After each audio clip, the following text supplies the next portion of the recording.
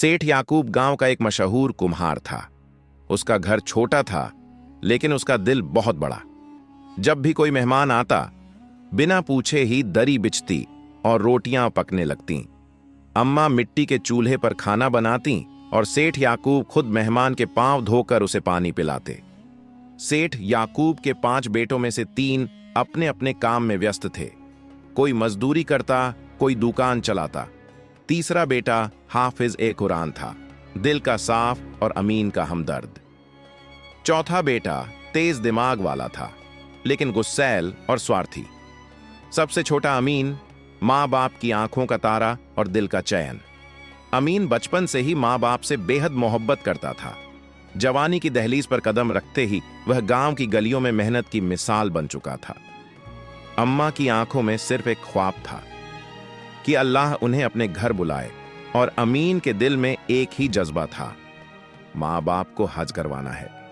अमीन ने छोटी उम्र में घर छोड़ दिया और सऊदी अरब चला गया। वहां दिन रात मेहनत करता, कभी मजदूरी, कभी रात की शिफ्ट, कभी 3-3 वक्त का काम। हर महीने पैसा भेजता, सिर्फ माँ बाप का घर चलाने के लिए नहीं, बल्कि भाइयों के लिए भी।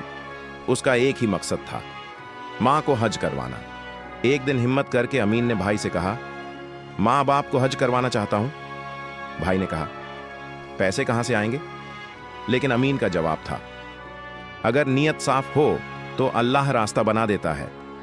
1 साल तक अमीन ने एक रियाल जोड़ा।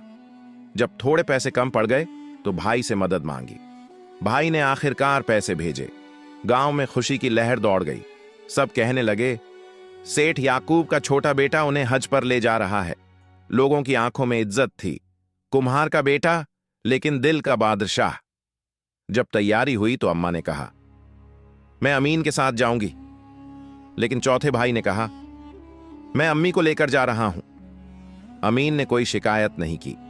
हज के दौरान जब वह भाई अम्मा को तेजी से तवाफ करवाने लगा तो अम्मा थक गईं। जब सब होटल लौटे तो अम्मा ने कह दिया, मुझे अमीन के साथ जाना है, उसका लहजा मुझे सुकून देता है। अगली सुबह अमीन अब्बा को लेकर निकला। हर कदम पर उनका हाथ पकड़े रहा, पानी पिलाया, बैठने की जगह दी। अब्बा की आंखों में सुकून था। अम्मा को भी अमीन ने हज के मुकामात तक ले जाकर सुकून भरा साथ दिया।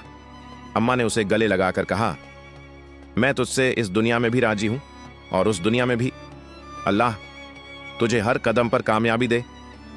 जब हज से लौटे तो गांव वालों ने फूल बरसाए। लोग रो भी रहे थे और मुस्कुरा भी रहे थे। अमीन ने माँ बाप की दुआ ले ली। यही असली शहजादगी है। लेकिन जिंदगी में हर वक्त बाहर नहीं होती। माँ बाप की वफात के बाद अमीन जब वापस आया तो देखा कि घर बिक चुका है। भाई दूसरे शहर जा चुके हैं और उसे अकेला छोड़ गए हैं। लेकिन अमीन ने कभी शिकवा नहीं किया। उसके पास सिर्फ माँ की दुआ और कुछ यादें बची। अमीन को सिर्फ बेटियां हुई। लोग ताना देते, इसके यहां तो सिर्फ बेटियां ही होनी थीं। लेकिन अमीन मुस्कुराकर कहता, बेटियां भी अल्लाह की रहमत होती हैं। फिर अल्लाह ने करम किया।